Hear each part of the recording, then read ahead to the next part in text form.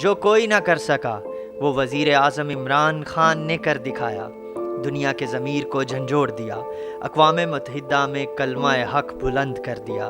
مسلمانوں کے خلاف ہونے والا پروپیگنڈا ہو یا توہین رسالت کا مقدمہ، کشمیر کے سفیر نے مظلوم کشمیریوں کا مقدمہ بھی دنیا کے سامنے سب سے بڑے پلیٹ فارم پر بھرپور انداز میں لڑا اور سفیر ہونے کا حق ادا کیا۔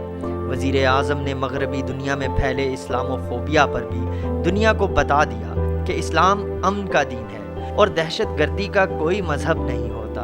ہم جس اسلام کو مانتے ہیں وہ ہمارے نبی صلی اللہ علیہ وآلہ وسلم کا دین ہے۔ عمران خان نے ناموس رسالت کا مقدمہ بھی بھرپور انداز میں لڑا۔ انہوں نے کہا جس طرح مغرب میں ہولوکاسٹ کے ذکر سے یہودیوں کو تکلیف ہوتی ہے، اسی طرح ہمارے نبی صلی اللہ علیہ وآلہ وسلم کی شان میں جب کوئی گستاخی کرتا ہے تو ہمیں بے حد تکلیف ہوتی ہے۔